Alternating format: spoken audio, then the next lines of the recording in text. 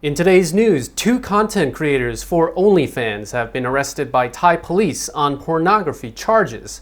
Meanwhile, officials in Bangkok have outlined 3 criteria for the reopening of the capital, which includes fully vaccinating 70% of its population, and Thai Airways is to sell 3 more aircraft to try to dig itself out of its financial quagmire. Details on these stories and many more coming right up.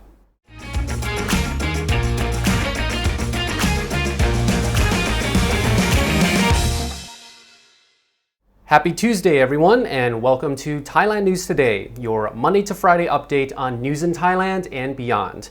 And in our first story, 2 content creators for OnlyFans have been arrested by Thai police on pornography charges.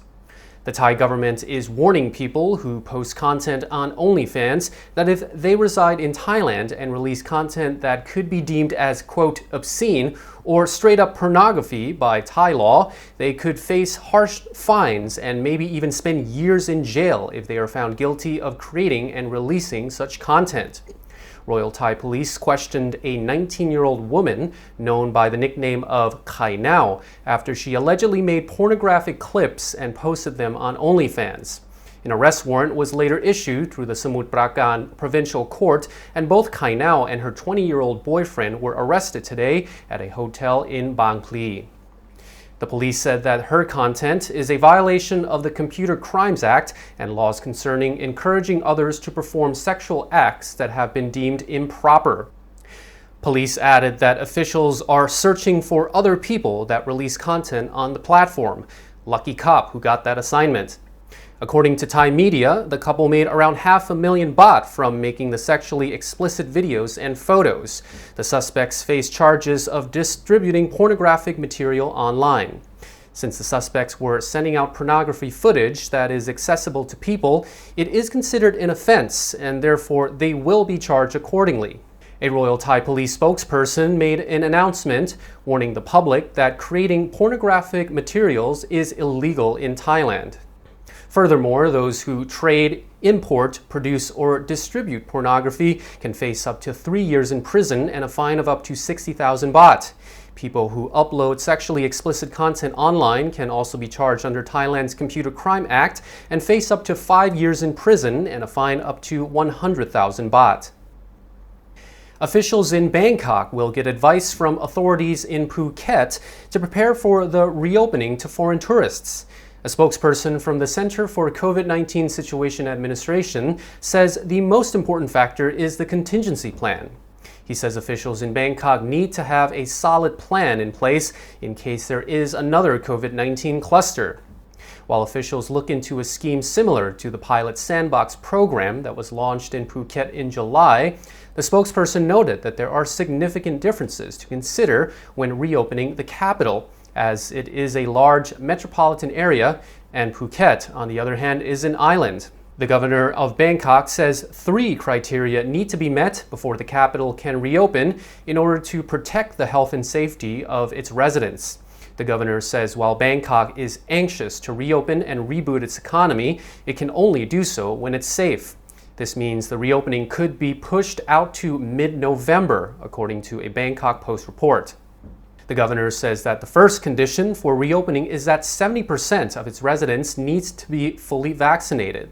Currently, just 42% of the capital's population have received 2 doses of a COVID-19 vaccine. The governor believes they can potentially hit the target by October the 22nd, but there will then be a further waiting period of 1 to 2 weeks after reaching the target to allow immunity to build up in the vaccinated population. This means the reopening might be delayed to the 1st or 2nd week of November.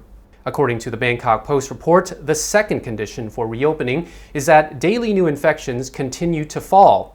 The capital is still the epicenter of COVID-19 in Thailand, with between 2,700 and 2,800 new daily cases in the past few days. And the third factor is that there must be fewer people hospitalized with COVID-19. The governor says that once these 3 auspicious stars have aligned, then his office will hold talks with the public health and tourism ministries to agree on measures for the capital's reopening to foreign tourism.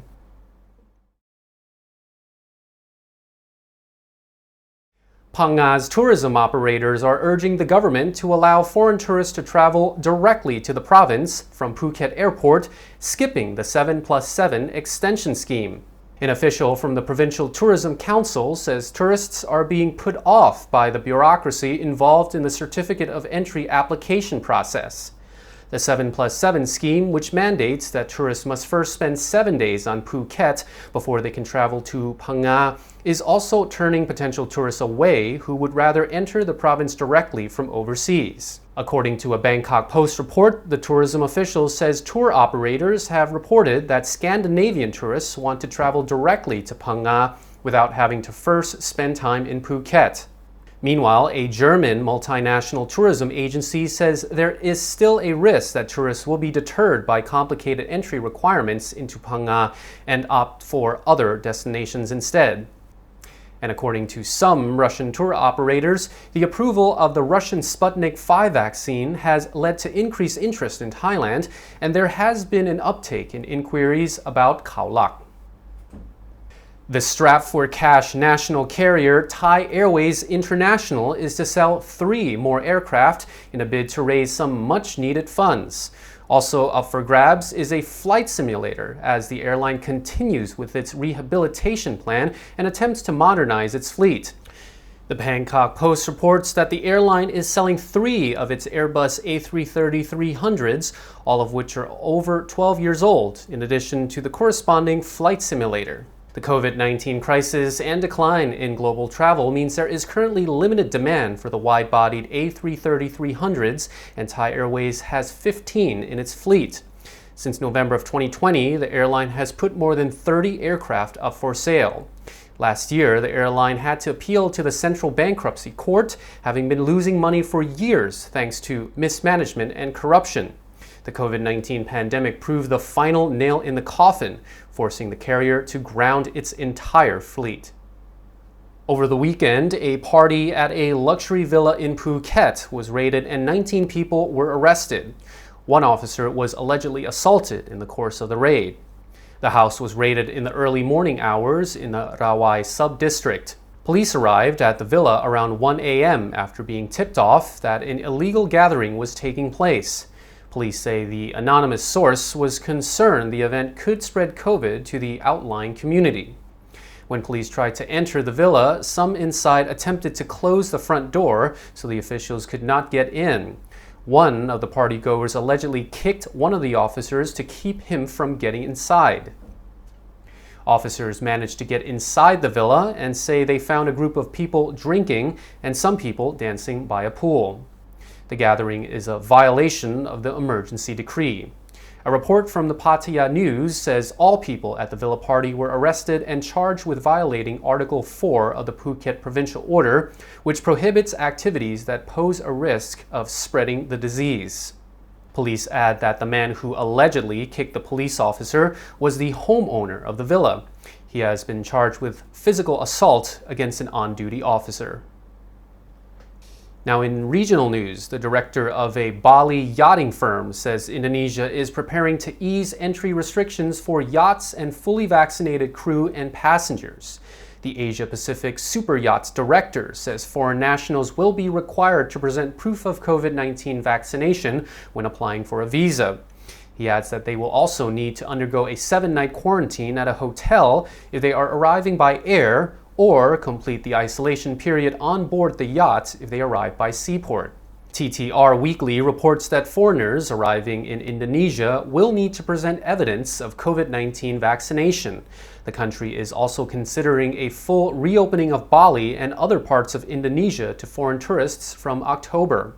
The coordinating minister for Maritime and Investment Affairs says that after a devastating second wave of COVID-19 in Indonesia, infections are now on the decline.